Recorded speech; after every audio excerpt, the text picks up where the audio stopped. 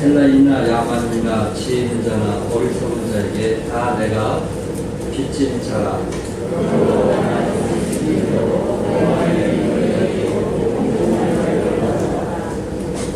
내가 복음을 부토하지 아니하노니 이 복음은 모든 믿는 자에게 구원을 주시는 하나님의 능력이 되니라. 첫째는 유대인에게요 또한 헬라인에게로다. 하나님의 은혜가 나타나서 믿음으로 믿음에 이르게 하나니 기록된바 오직 의인은 믿음으로 말미암아 살리라와 같으니라. 아멘. 하나님 감사합니다. 오늘 이렇게 다른 식구와 함께 모여 하나님의 말씀으로 저희 위로와 힘을 얻기 원합니다. 또 찬양을 통해서 그들을 하나님께 감사하며 참 찾아나가는 그 가사에 참 우리 마음속에 동의하게 도와주시고 또 힘들고 어릴지라도 이 시간에 찬양이 끊이지 않게 도와주셔서 요처럼 인내하고 또한 마지막까지 하나님께 영광을 통해서 대나 축복받는 하나님의 사람들 되어지게 도와주시옵소서. 이 시간 주님께 의뢰합니다.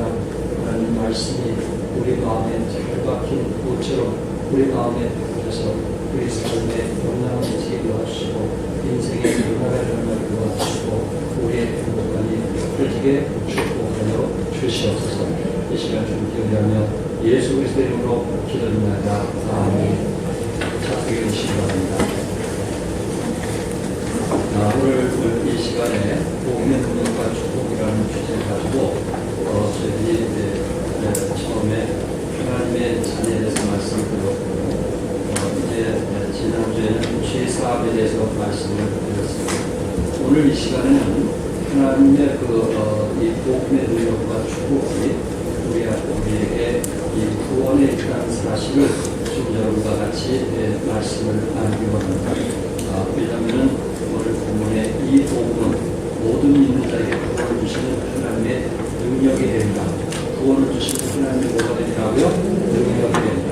그래서 구원 속에 이 능력과 축복이 함께했기 때문에 오늘 여러분과 같이 이 복음의 능력과 축복에 관해서 이제 세 번째 말씀을 나누기 원합니다. 미국의 알튼 링클레이터라고 하는 분이 있는데 이분은 미국의 천재로 알려진 사람입니다. 이분은 박사 학위를 하나만 받는 것도 없는데 그는 박사 학위를 10개나 받게 되었습니다. 제가 그 상계로의 신학교 다닐 때 김호철 박사라고 그분은 미국에서 박사 학위 4개를 받고 왔습니다. 그래서 제가 오늘 강의를 들으면서 입이 벌려질 때가 있는데 이분은 지금 그 알튼 링클레이터라고 하는 사람은 박사 학위를 10개나 받았어요. 대단한 사람이죠. 그래서 이 알튼 링클레이터는 미국 정부의 고문으로서 일을 하면서 특히 세계 관광 명소인 디즈니랜드 랜드의 모든 설교를 계획한 분이 바로 알튼 링클레이터라고 하는 사람입니다. 이분은 이제 어릴 때부터 믿음의 생활을 했던 분인데 좀 사회에서 승복을 하고 그리고 실력자로 인정을 받고 그리고 대통령도 그를 귀히 여기면서 서서히 믿음을 몰라하기 시작했고 결국은 이제 하나님을 떠나면서 살았던 사람 중에 한 사람입니다. 사람이 생활이 여유가 있고 그리고 이제 생활이 나아지면서 좋은 집에 이사가기를 원하고 좋은 자동차를 하기를 원하는 것이 사람의 마음이듯 이분도 미국에서 좋은 집을 사고 또 그곳에서 가장 좋은 자동차를 사면서 누리면서 살아가게 되었습니다. 그런데 이분에게 어려움이 있었는데 이제 그렇게 생활이 여유롭게 또한 모든 사람에게 인정받으면서 살았던 이가 정말 생명처럼 살아있던 14살 된 딸이 가출을 하게 되었습니다. 부모로서 딸이 가출을 했는데 얼마나 마음이 아프겠어요. 그래서 그 딸이 편지에다가 뭐라고 썼냐면 아빠 걱정하지 마세요. 내 인생은 내가 책임지고 살게요. 내 인생은 내가 책임지고 살게요. 14살 딸이 그 편지를 쓰고 나갔으니 부모의 마음이 어떠하겠어요. 참 밤에 잠을 이루지 못하기도 하고 그리고 그가 아무리 명예가 있고 그리고 대통령에게 인정받고 아무리 다른 사람에게 존경을 받는다 할지라도 내가 사랑하는 딸이 가출했는데 그게 사는 게 아니잖아. 늘 걱정하고 고민하는데 어느 날 그가 당신이 집에 들어와서 이제 다국거리고 그러는데 또 그 다음에 또 나갑니다. 그거로서 너무나 감당하기 어렵고 아버지로서 너무나 감당하기 어렵습니다. 천재이면 뭐하고 박사학위를 10개 받았으면 뭐하고 있어요. 가정이 평안해요.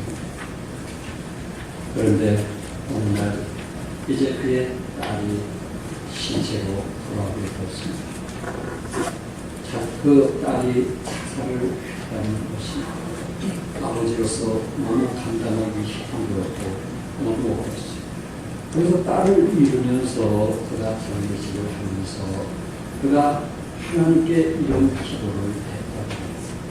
내가 겸손하게 신앙생활을 했더라면 내가 우리 딸과 같이 교회에 다녔더라면 우리 딸이 예수 믿고 구원받아 변화가 돼서 자살을 하지 않았을 겁니다.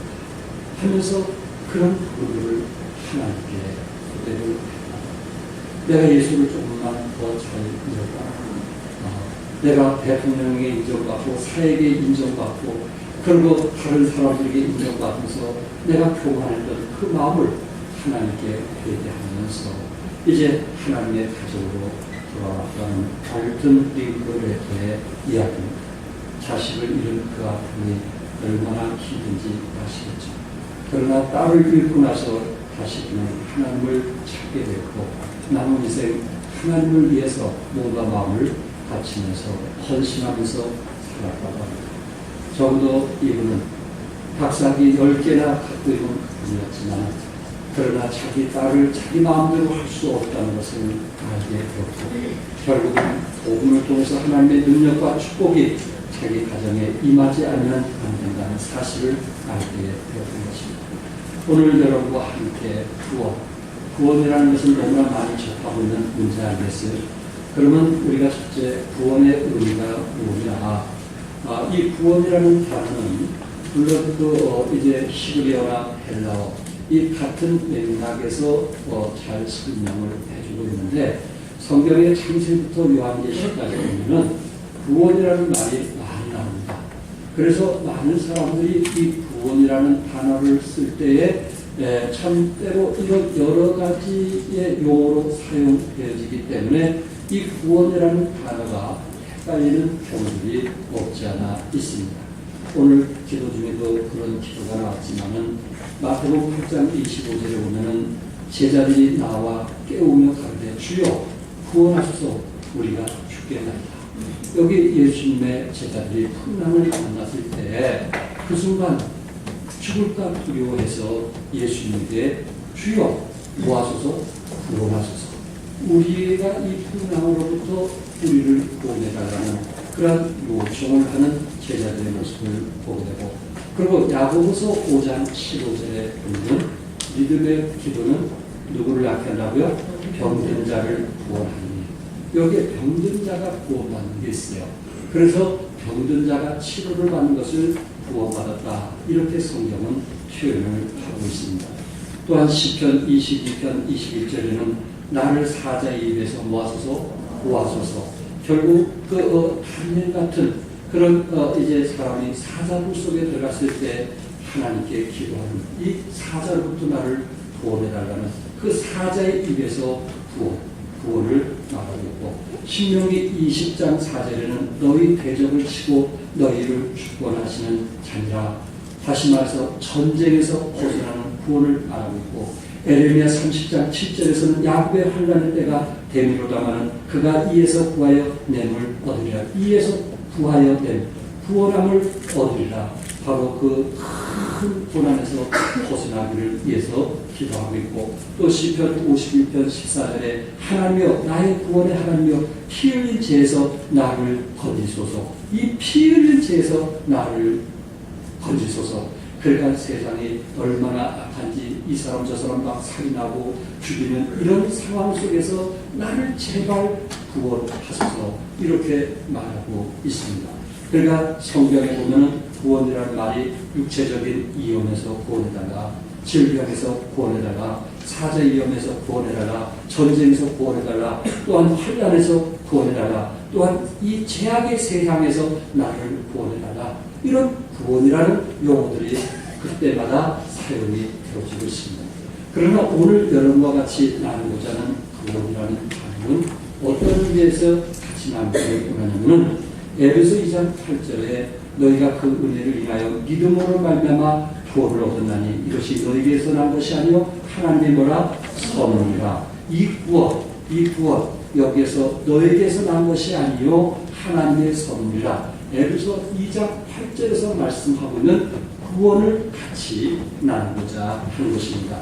그러면 그 많은 구원 중에 하나님의 선물로 받은 구원, 그것이 무엇일까? 구원이라는 말을 그 의미를 좀 여러분에게 말씀을 드린다면 포괄적으로 모든 악과 마귀의 종로로부터 예수님의 보혈을 통해 자유함을 얻어 제사함을 받는 것, 이것을 우리는 구원이라 이렇게 말씀을 드릴 수 있습니다.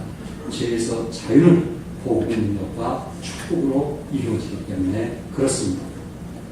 그렇다면 여러분과 내가 이제 죄에서 구원을 받는 것인데 그럼 이것을 어떻게 구원을 받을 수 있을까? 우리 기독교 교회에 나와서 어떻게 구원을 받을 수 있을까? 그것은 첫째, 자신이 무엇 때문에 인식하고 회개해야 된다고요? 죄인임을 인식해야 됩니다. 우리 스스로 어떤 죄인임을 인식하지 않으면 우리는 죄에서부터 구원을 받을 수가 없습니다. 어떤 사람은 풍랑에서 구원해달라는, 어떤 사람은 사자굴에서 구원해달라는, 어떤 사람은 질병에서 구원해달라는 분명한 목적이 있어요. 하나님 내 병에서 구원해 주십시오. 하나님 내 암덩어리로부터 치료해 주시옵소서. 그런 분명한 그 요청이 있단 말이에요. 하나님 이 풍랑에서 구원해 주십시오. 하나님 이 사자굴에서 나를 구원해 주십시오. 하나님 이 전쟁에서 나를 구원해 주십시오. 분명한 목적이 있단 말이에요. 이처럼 여러분과 내가 구원이라고 하는 것은 나의 죄로부터, 내가 그리스도 안에서 하나님 보시기에 죄인이니 나의 죄로부터 나를 구원해달라는 그 기도가 있어야 된다는 것입니다. 로마서 5장 12절에 한 사람으로 말미암아 죄가 세상에 두고 죄로 말미암아 뭐가 있나니 사망이 있나니 이와 같이 모든 사람이 죄를 지었으므로 사망이 모든 사람에게 이르느니라. 여기에 한 사람으로 말미암아 죄가 세상에 들어왔는데 그 한 사람이 죄를 지음으로 말미암아 모든 사람이 죄를 지었다. 이렇게 성경은 말씀하고 있어요. 그리고 한 사람이 죄를 범함으로 사망이 왔는데 모든 사람이 죄를 지었으므로 사망이 모든 사람에게 이르렀다. 이렇게 말씀을 하고 있는 것입니다. 한 사람으로 말미암아 죄가 들어왔다. 결국 그 시조는 누굴까요? 한 사람, 그 사람 누굴 얘기하고 있어요? 아담을 두고 얘기하고 있습니다. 보통 우리 사람들이 죄를 얘기할 때 아담이 죄를 졌다고 했을 때 그 선악과를 따먹은 거, 열매를 따먹은 거, 그것을 갖고 우리는 죄다 이렇게 말하는 분이 있어요.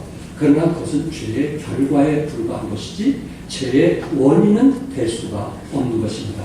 우리는 죄의 결과를 갖고 만약에 회개를 한다면 하나님 도덕질한 거 용서해 주십시오. 하나님 남을 미워한 거 용서해 주십시오. 하나님 남들이 내 안에 제일 하기 싫은 거 내가 그거 한 거 용서해 주십시오. 이런 행위적인 죄를 고백하게 될 거예요. 이게 선악과에 따먹은 죄를 고백하는 것 같아요. 그건 죄의 결과예요. 그러나 성경은 죄의 결과를 회개해서는 우리가 구원받을 수가 없어요. 죄의 원인, 그 죄의 근원이 뭔가? 그걸 갖고 우리는 원죄라고 하는데 그것을 우리가 하나님께 토설할 때 비로소 우리는 거듭날 수 있고 하나님의 자녀가 될 수가 있습니다. 여러분 창세기에 보면은 창세기 그 2장과 3장 사이에 보면은 하나님께서 분명히 동산 중앙에 있는 뭐를 따먹지 말았어요. 선악과는 따먹지 말라고 했어요. 성경을 아시는 분 잘 찾을 수 있을 거예요. 그렇게 말씀을 했는데 여기에 사탄이 가장 강교한 뱀에게 들어가서 그래가지고 그 뱀이 지금 나타나서 여자에게 묻는 것입니다.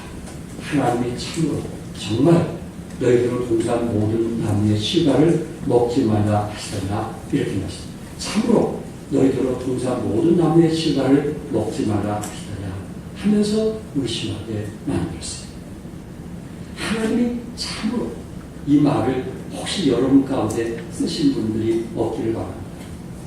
하나님께서 여보 하나님이 술 마시지 말라 그랬어? 그런 성경 있으면 얘기해봐. 하나님께서 술 취하지 말라 그랬지? 술 마시지 말라고 어떻게 그랬어? 그래서 나는 취하지 않도록 마시는 거야. 이렇게 답변하는 분들이 종종 있어요. 그런데 자문에 보면 뭐 하지도 말라? 보지도 말라 그랬어요. 뭐 하지도 말라? 네. 그러니까 하나님이 참으로 너희로 동사를 모두 남은 실다를 먹지 말라 하시느냐 이렇게 해가지고 사탄은 정말 그러냐 이렇게 질문하는 거예요. 거기 우리는 그런 유혹에 빠지면 안 돼요. 그랬더니 하와가 참으로라는 그 말에 창세기 3장 3절을 같이 한번 읽어볼까요? 시작. 동산 중앙에 있는 나무의 실과는 하나님의 말씀에 너희는 먹지도 말라 만지도 말라 너희가 죽을까 하노라. 여기에 죽을까 하노라 참으로라는 말에 이 하와가 마음의 시험이 들어서 죽을까 하노라 이렇게 말씀했어요. 그런데 창세기 2장 16절과 17절에 보면 하나님이 하와에게 뭐라 하냐면 동산 각종 나무의 실과는 네가 입으로 먹되 선악을 알게 하는 나무의 실과는 먹지 말라. 네가 먹는 날은 정령과하리라. 정령과하리라. 죽으리라. 죽을까 하노라고 정령 죽으리라고는 그건 전혀 다른 거거든요. 그런데 사람이 뭔가 자기 욕심 때문에 하고 싶으면 하나님의 말씀을 이렇게 변질하더라. 이게 자기 욕심 때문에 그런 거예요. 이거를 욕심을 내려놔야 되는데 사람이 그 욕심이 있으면 성경에 없는 것도 만들어서 얘기하는 것을 보게 됩니다. 그랬을 때 이제 이 뱀이 더 의심을 불어넣게 하는데 3장 6절에 뭐라 그러면 다 같이 한번 읽겠어요. 시작. 뱀이 여자에게 이르되 너희가 결코 죽지 아니하리라. 너희가 그것을 먹는 날에는 너희 눈이 밝아 하나님과 같이 되어 선악을 알 줄을 하나님이 아시니라. 하나님과 결코 죽지 아니하리라. 죽을까 하려고 하니까 이제는 아주 사탄이 더 힘을 얻어서 결코 죽지 아니하리라. 그리고 너희 눈이 밝아 누가 같이 된다 그랬어요? 하나님과 같이 될 것이다. 이렇게 말하고 있습니다. 여러분, 피조물이 어떻게 조물주가 될 수 있습니까? 그런데 이 여자는 하나님처럼 된다라는 그 생각 때문에 결국은 선악과를 따먹게 되었습니다.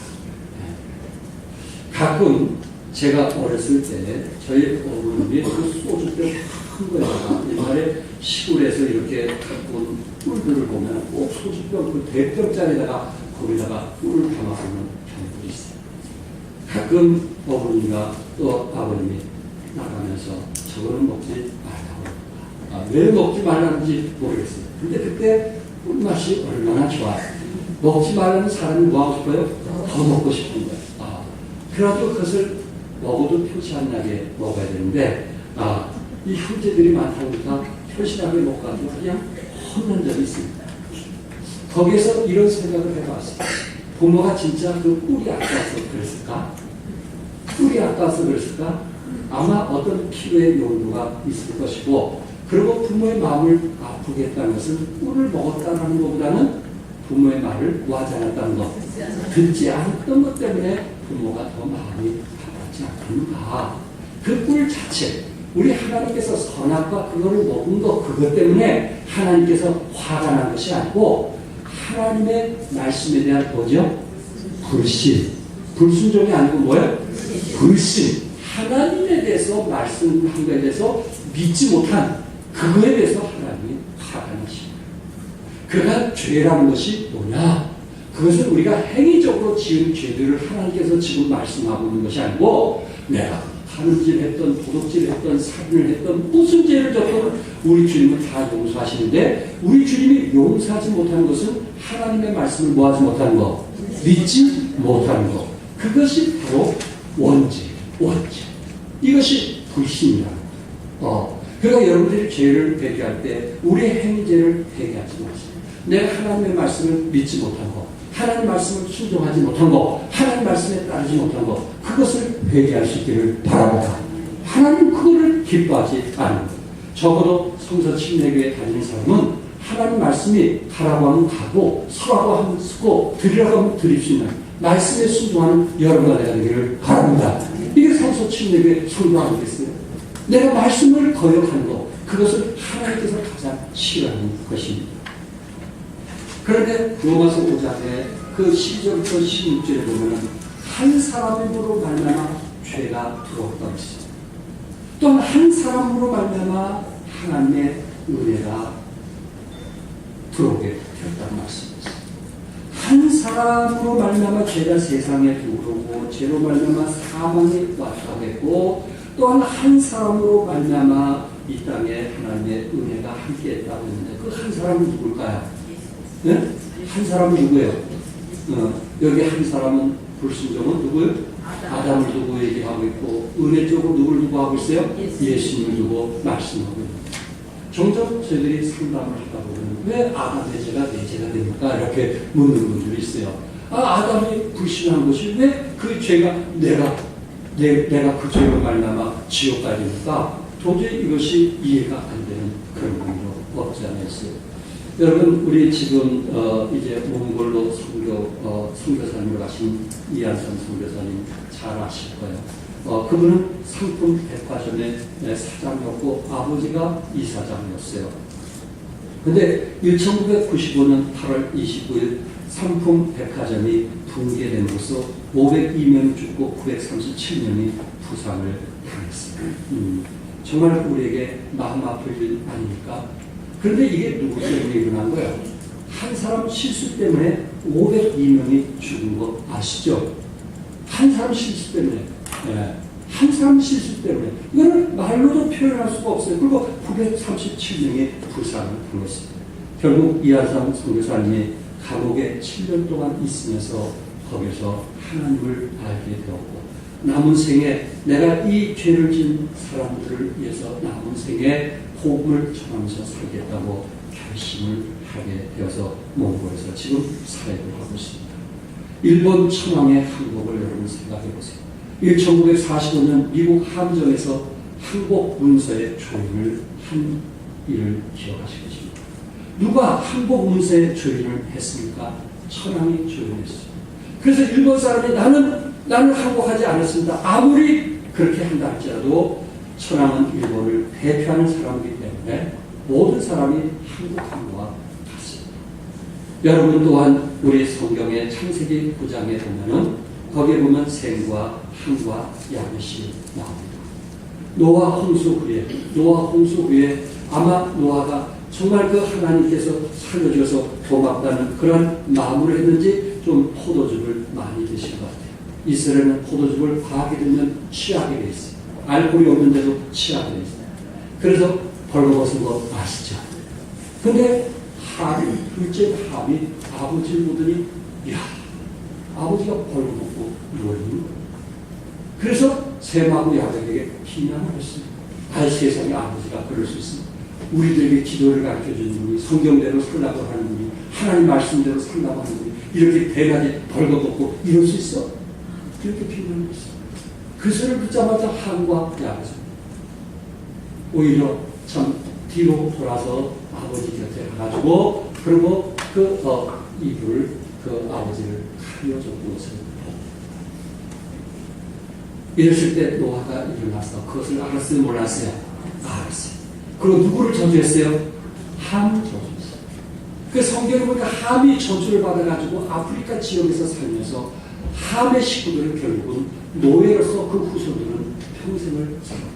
노예로서 가는 이미 그건 성경에 예언된 거예요. 여러분 아프리카에 있는 그 흑인들이 무슨 죄를 졌어요? 그들이 무슨 잘못을 했어요? 이것은 함의 한 번의 선택으로 말미암아 그 후손들이 모두 다 저주를 받게 되었어요. 얼마나 마음 아픈 일입니다. 한 사람은 비난했고 한 사람은 잘못을 혼냈고 그 사람은 그 사람의 죄를 덮어줬어요. 하나님은 덮어주기를 원하시는 겁니다. 드러내기를 원하는 것보다 터지기를 원하시고 결국은 한 사람으로 말미암아 이제 아프리카의 모든 사람들이 노예 생활을 했다는 것을 우리가 기억하게 됐을 때 결국 아담 한 사람의 죄로 말미암아 모든 사람들이 죄를 범하게 되었고 사망이 오게 되었고 그 사망은 지옥을 향해서 갈 수밖에 없었던 것입니다. 죄의 형벌을 우리는 기억해야 합니다. 우리가 예수 믿기 위해서는 죄의 형벌을 반드시 기억을 해야 합니다. 하나님은 공의로시며 의로신 하나님이시기 때문에 반드시 죄는 벌하시는 분이십니다. 로마서 6장 23절에 죄의 삭은 뭐라고 했나요? 사망이라 이렇게 말씀했어요. 사망은 육체의 죽음이 아닙니다. 원래 사망이라고 하는 것은 죽음이라고 하는 것은 분리되었다라는 뜻입니다. 분리되었다. 그러니까 영과 육이 뭐 됐다? 분리되었다. 그것을 갖고 뭐라고 해요? 죽음이라고 얘기를 합니다. 그런데 성경에 보면은 히브리서 9장 20절에 한 번 죽는 것은 뭐한 것이요? 정하신 것이라고 했거든요. 그것은 우리의 육체의 죽음을 얘기하고 있는 거예요. 그리고 죄의 삭은 사망이라고 했을 때 그것은 영의 죽음을 얘기하고 있는 것입니다. 육은 이 땅 흙으로 왔기 때문에 흙으로 돌아가지만 영은 하나님으로부터 왔기 때문에 반드시 그 영은 하나님께 돌아가게 되어 있습니다. 근데 이 영은 영 자체가 영원히 죽지 않기 때문에 지옥에서 영원히 고통당하면서 죽든지 천국에서 영생 복락을 누리면서 살든지 둘 중에 하나 결정하게 되어 있습니다. 여러분과 나는 반드시 하나님은 우리 죄에 대해서 심판하시는 것을 기억하시기 바랍니다. 요한계시록 21장 8절에 그러므로 두려워하는 자들과 믿지 않는 자들과 하면서 그들을 모두 다 불과 유황으로 한 곳에 참여하니 이것이 둘째 사망입니다. 넷째 사망? 둘째 사망. 첫째 사망은 육신의 죽음을 얘기하고 있다면 둘째 사망은 불과 유황으로 타는 불못 지옥에서 영원토록 고통당하는 것이 바로 둘째 사망인 것입니다. 세 번째, 결국 예수님이 우리 죄를 대신 감당하신 것을 우리는 믿어야 됩니다. 예수님이 2000년 전에 칼보리 동산에서 대신 우리 죄를 위해서 돌아가셨습니다. 또한 돌아가신 지 3일 만에 무덤에서 부활하심으로 죄가 없으심을 우리에게 보여주었습니다. 예수님은 죄 없이 이 땅에 오셔서 우리를 위해서 고난을 당하시고 우리를 위해서 죽으시고 우리를 위해서 부활하셨습니다. 고린도전서 15장 3절과 4절에 내가 받은 것을 먼저 내게 전하노니 이는 성경대로 그리스도께서 우리 죄를 위하여 죽으시고 장사 지낸 바 되었다가 성경대로 사흘 만에 다시 살아나셨다. 이것이 복음. 고린도서 15장 3절과 4절이 단 한마디로 나타난 복음이었습니다. 여러분과 나를 위해서 이 땅에 오셔서 고난당하시고 죽으시고 부활하신 이 사실을 우리가 믿어야 되는 것입니다. 로마서 5장 8절에 우리가 아직 죄인이었을 때 그리스도께서 우리를 위하여 죽으심으로 하나님께서 우리에 대한 자기의 사랑을 확증하셨는데 여러분과 내가 선하고 착할 때 죽은 것이 아니고 우리가 죄인이었을 때 우리가 지옥을 향해서 갈 수밖에 없을 때 또한 우리가 하나님의 말씀을 믿지 못했을 때 예수님이 우리 죄를 위해서 죽으셨다는 그 사실을 믿지 못한 그것이 원죄이기 때문에 그 죄를 위해서 우리 주님이 대신 돌아가셨는데 그 이유가 무엇일까요? 그리스도께서 한 번 죄를 위하여 죽으사 의인으로서 불의한 자를 대신하셨으니 이는 우리를 하나님 앞으로 인도하려 하심이라고 베드로전서 3장 18절에 말씀했습니다. 어디로 인도하기 위해서? 하나님 앞으로 인도하기 위해서 예수님이 대신 뭐 하셨어요? 돌아가셨어요. 여러분과 나를 구원하신 목적이 뭐냐면 우리를 어디로 인도하기 위한 거예요? 하나님 앞으로 인도하기 위한 구원을 말씀합니다. 우리 하나님은 불과 유황 있는 지옥에 가기를 원치 않으십니다. 우리 하나님은 여러분과 내가 천국에 가기를 원하시고 하나님 앞에서 영생 공락을 누리기를 원하시고 있는 거예요. 그 일을 위해서 우리 주님이 대신 이 땅에 오셔서 돌아가셨어요. 지옥을 향하고 있는 사람을 위해서 천국으로 인도하기 위해서 죄인을 의인으로 구원하기 위해서 사망을 생명으로 구원하기 위해서 이것은 복음의 능력과 축복으로 이루어진 것입니다. 오늘 밤 러시아의 한 병사가 테이블의 앞에 앉아서 하소를 하면서 눈물을 흘리면서 아무리 군대 생활을 하면서 자기가 빚진 것을 갚으려고 해도 갚을 길이 없으니까 너무 하소연을 하면서 빚진 목록을 이제 기록을 했다고 합니다. 그러면서 정말 이 빚을 언제 갚을까? 이 빚을 언제 갚을까? 그러다가 정말 한탄하다가 거기서 잠이 들었어요. 그날 밤 황제가 그것을 지나가게 됐어요. 그리고 테이블에 누워있는 그 병사를 봤는데 한쪽에 그가 지금까지 빚 때문에 고통당하고 힘들어하는 것을 봤어요. 그리고 그 옆에다 이렇게 썼어요. 나 러시아의 황제 니콜라스가 너의 빚을 다 갚아준다. 그렇게 써놓고 갔어요. 여러분, 그 병사가 깨어났을 때 그 글을 본 순간 얼마나 기뻤을까요?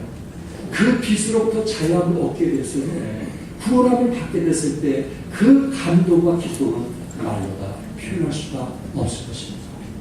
여러분, 우리는 우리의 행위로 지은 죄가 얼마나 많아요. 우리의 행위에 지은 죄로 인해서 우리는 때로 아내에게, 남편에게, 이웃 사람들에게 마음을 상하게 하고 힘들어하는 경우들이 얼마나 많으십니까? 아무리 여러분들이 군자처럼 산다 할지라도 우리가 마음으로 지은 죄들이 얼마나 많은지, 우리 하나님께서 낱낱이 우리의 죄를 들춰낼 때 우리는 얼마나 부끄럽고 두려운지 아시겠죠? 그런데 우리의 행위의 모든 죄를 우리 예수님께서 십자가에 달리셔서 우리의 모든 죄를 용서하신 거 믿으시기 바랍니다. 모두 용서해놨어요. 이제 단 하나, 언제만 회개하면 하나님께서 우리를 천국으로 인도하십니다. 우리가 행위적인 죄, 욕심을 내고 우리 자신을 위해서 살아왔던 그 모든 죄를 다 용서해놨어요. 십자가 상의 과거, 현재, 미래 모든 죄를 다 용서해놨어요. 그 용서하는 사실을 믿지 않는 것, 그것을 우리 주님이 회개하기를 원하십니다. 한 자매 온 간증입니다. 그 자매는 아마 이제 목사님과 상담했는데 밤늦도록 상담했는데 이게 믿어지지가 않는 거예요. 어떻게 하면 예수 믿어야 되는지, 어떻게 하면 죄를 회개해야 되는지 이게 믿어지지가 않는 거예요. 대학생인데 믿어지지가 않는 거예요. 그래서 목사님 죄송합니다. 목사님 저에게 어떻게 하면 예수 믿는지 말씀드리는데 제가 믿어지지 않아요. 오늘은 제가 마음이 내키지 않네요. 그랬어요. 그리고 돌이켰어요. 그리고 나갔어요. 근데 이 자매가 이제 밤에 너무 늦어서 택시를 타고 집에 가는데 그 목사님이 하신 말씀이 떠오르기 시작한 거예요. 그리고 자신이 죄인 것이 생각을 하기 시작한 거예요. 그리고 무엇을 회개하면 그가 하나님의 자녀가 된 것을 알고 그 순간 거기서 그를 소리가 오게 되었고 그리고 자기가 죄인을 회개하게 되었고 그리고 예수님께서 자기를 구원해 주셨던 그 사실에 너무 기뻐서 거기서 엉엉대고 울었다는 고백입니다. 운전기사가 놀래가지고 무슨 일이냐고, 내가 뭐 잘못한 일이 아니다. 내가 예수 믿고 기뻐서 너무 감동이 돼서 내가 이렇게 눈물을 흘릴 수가 없다. 주님이 내 죄를 용서해줬던 그 사실이 너무나 기쁘고 감사해서 내가 이렇게 울고 있느라고 얘기를 하는 그런 감정을 들어보게 되었습니다. 성도 여러분, 이것은 우리의 머리로 된 것이 아닙니다. 우리의 마음을 열게 될 때 성령께서 감동을 주시고 그리고 우리가 죄인됨을 우리 입으로 회개케 하실 것입니다. 여러분 지식으로 예수 믿지 않기를 바랍니다. 이런 것은 아는 사람은 너무 많지만 성령이 우리 마음에 감동을 주고 그리고 성령을 내 마음에 모셔드리는 그 순간 우리는 놀라운 변화들이 일어나기 시작할 것입니다. 구원받은 친구가 무엇일까요? 여러분, 내가 구원받은지 안 받은 것을 어떻게 알 수 있을까요? 변화에는 두 가지가 있는데 내적인 즉각적인 변화와 외적인 점진적인 변화가 있습니다. 어떤 경우는 시간이 가야 그 사람이 변화되는 그런 점진적인 변화가 있지만 즉각적인 변화, 예수 믿고 구원받으면 성령을 내 마음속에 모셔드리면 대부분 이런 변화가 우리 안에서 일어나게 되는 것입니다. 그게 무엇일까요? 지난번 김석기 목사님이 내가 강석교회 어떤 분은 구원받지 않는 것 같다고 그것 때문에 내 마음이 아프다고 했어요. 여러분 스스로 한번 자신들을 살펴보시기 바랍니다. 내적인 즉각적인 변화가 일어나요. 외적인 변화는 점진적으로 변화될 수 있지만 내적인 즉각적인 변화는 우리가 예수 믿는 순간 이루어져요. 첫째는 죄에 대한 분명한 인식. 예수 믿으면 죄가 무엇인지 알아요, 몰라요? 알아야 돼요. 내가 언제가 뭔지 알아야 돼요, 몰라야 돼요? 알아야 돼요. 이것 때문에 예수님께서 2000년 전에 돌아가셨구나. 이것 때문에 나의 자범죄는 모두 다 주님께서 용서해줬구나. 도덕질, 살인, 알코올 중독자, 마약 중독자, 남에게 거짓말하고 이간하고 시기하고 질투하고 미워하는 이 모든 죄들은 예수님의 십자가로 다 용서해놨구나. 그럼 죄가 뭔가? 그 문제가 뭔가? 죄에 대한 분명한 인식이 있게 되는 것입니다. 두 번째는 내적 평안과 기쁨이 있습니다. 내적 평안과 기쁨이 있습니다. 불안하고 염려하던 사람들, 내세에서 불안하던 사람들이 이미 천국이 보장되었기 때문에 우리의 내적인 불안과 걱정으로부터 자유함을 얻게 되는 것입니다. 마치 지하수의 물이 하늘로 용솟음 치고 올라가듯 마음속에 그런 기쁨이 있게 되는 것입니다.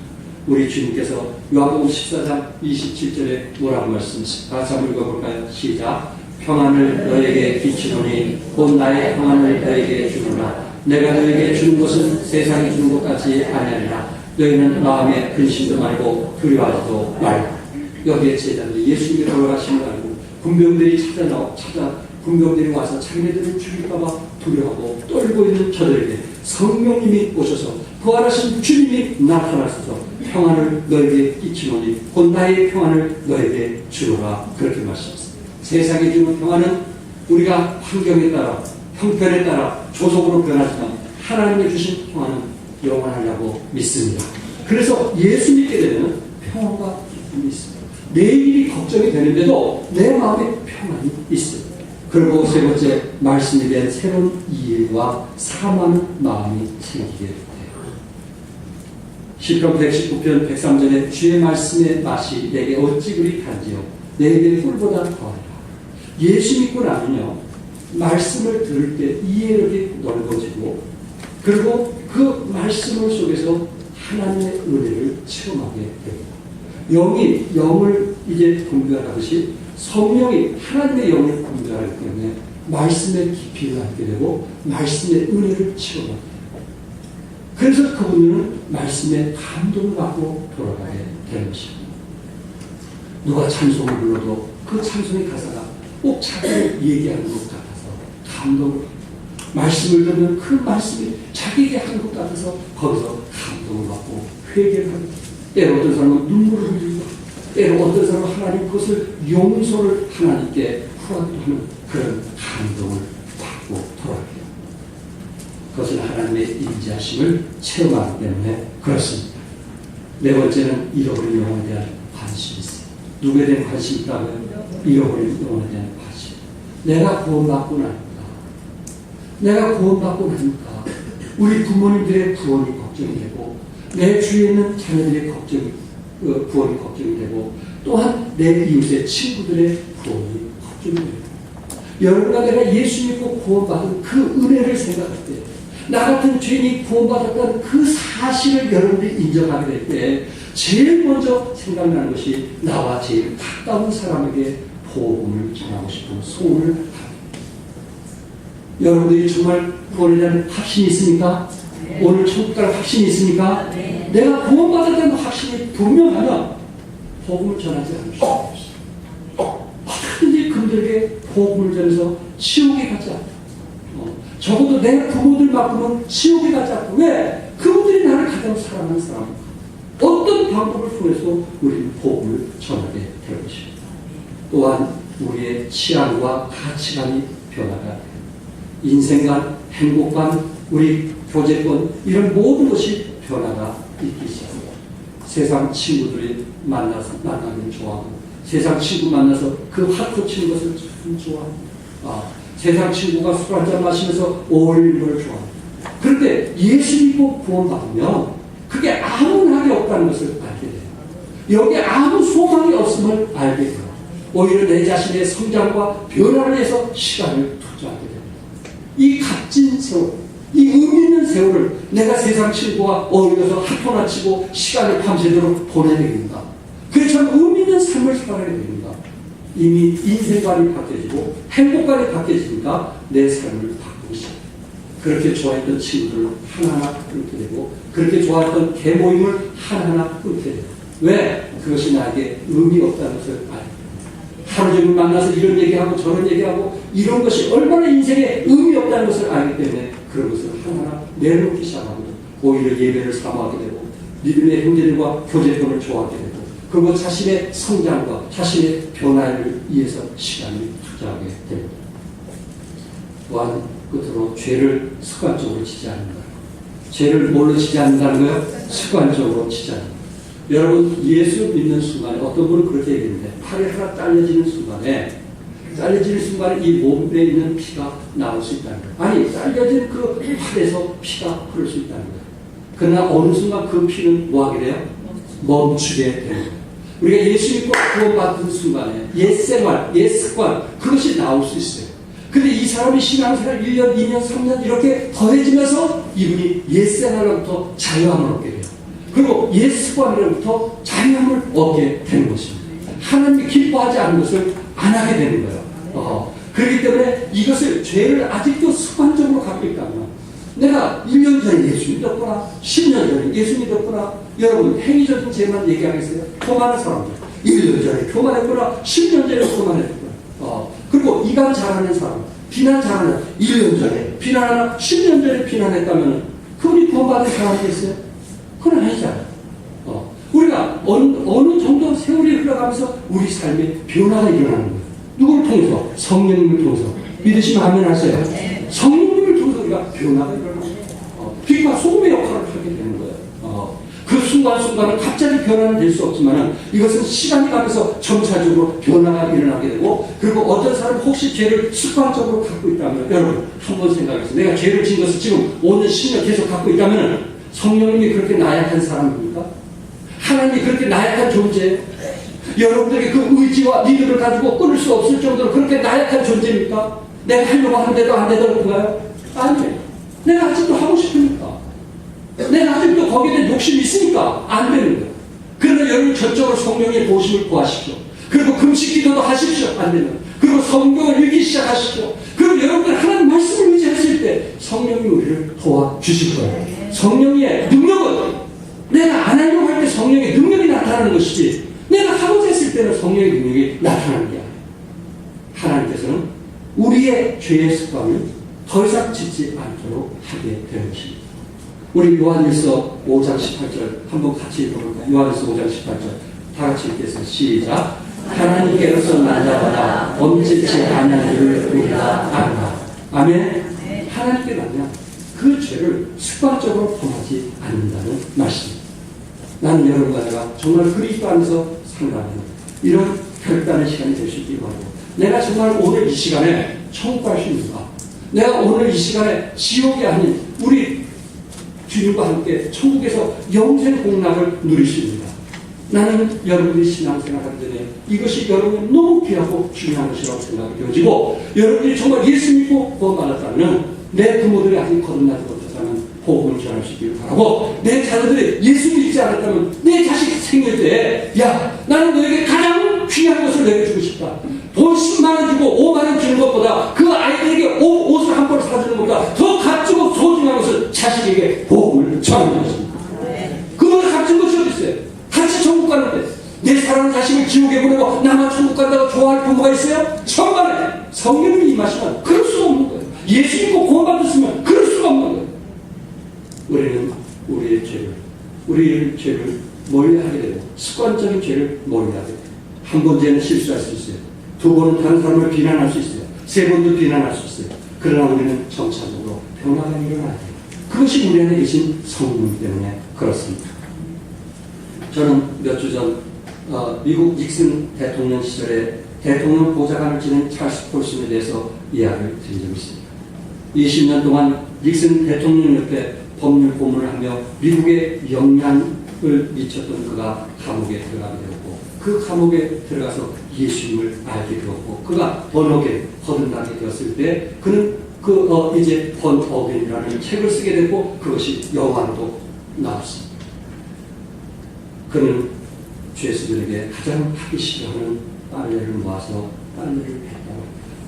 평생 집안에 손가락 하나 까딱하지 않던 나는 그들을 사랑하기 시작하며 인생의 진정한 행복을 발견했다라고 그의 자서전에 고백하고 있습니다. 여러분, 우리가 구원받으면 교회에서 가장 하기 싫은 것이 무엇일까? 우리가 그런 부분에 헌신되어진 사람이 진정한 거듭난 사람 아닐까요? 남들이 하기 싫은 그것을 기쁨으로 할 수 있는 사람이 정말 구원받고 생명 얻은 성숙된 사람이 아닐까요? 제가 이번에 예를 들면서 한 가지 더 드리고 싶은 것은 그는 감옥에서 이제 나온 후에 그는 이런 고백을 합니다. 내가 4년 동안 매일 아침 대통령 중심으로 12명의 참모들이 모여 세계를 요리한다는 자부심에서 열띤 회의를 가지면서 살았다. 매일 아침마다 12명의 참모들과 함께 대통령과 중심으로 세계를 가면서 이렇게 된다 저렇게 된다 매일 토의 토론 그런 식으로서 그가 4년 동안 살았지만 그러나 세계는 변함이 없었습니다. 내 자신이 그리스도 예수 안에서 거듭났다는 사실보다 더 중요한 사건은 일어나지 않았습니다. 라는 고백을 합니다. 그리스도 예수 안에서 거듭났다는 사실보다 이 세상의 대통령과 함께 그 일을 자문위원으로서 했다 할지라도 그것보다 더 중요한 것은 내가 그리스도 안에서 거듭났다. 여러분들이 국회의원이 되어서 이 나라 정치를 위해서 이래라 저래라 하고 할지라도 그것보다 더 중요한 것은 오늘 예수 믿고 구원받았던 이 사실이 더욱더 놀랍고 축복이라는 것입니다. 하나님의 놀라운 능력이라는 것입니다. 하나님의 놀라운 은혜라고 하는 것입니다. 이런 축복이 예수님의 그 값진 핏값을 통해서 이루어진 것 아니겠어요? 대통령과 함께 여러분들이 자문위원으로서 했을 때 목이 얼마나 뻣뻣하겠어요? 얼마나 사람들에게 과시하겠어요? 그러나 이분의 고백은 내가 번호에 거듭났다는 사실. 어떤 정책이나 철학이나 훈련도 인간을 변화시킬 수 없으나 오직 그리스도 예수의 복음만이 인간을 변화시키는 이단 힘을 가지고 있다는 것에 대해서 자기는 감사하고 이야기를 했습니다. 성도 여러분, 오늘 여러분에게 예수 믿고 구원받으라고 말씀드리고 싶습니다.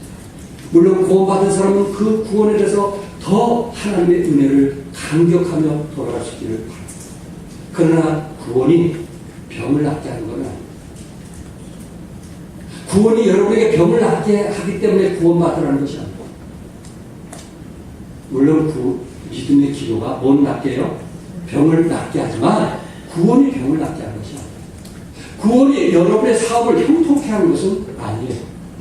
물론 하나님 말씀에 순종하면 하나님께서 그를 형통케 하시겠다고 했어요. 들어와도 나가도 복을 받게 하겠다고 성경은 약속했어요. 그러나 구원이 여러분에게 형통을 주기 위한 것은 아니에요.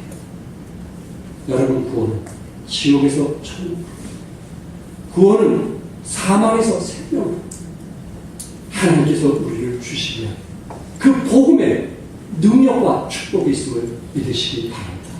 비록 여러분들이 생활에 어렵고 힘들지라도 내가 예수 믿고 구원받았던 이 사실, 내가 그리스도 안에서 이 능력과 하나님의 축복을 누릴 수 있었다는 이 감동, 이 믿음은 저버리지 않기를 주님 이름으로 축복합니다. 기도하겠습니다.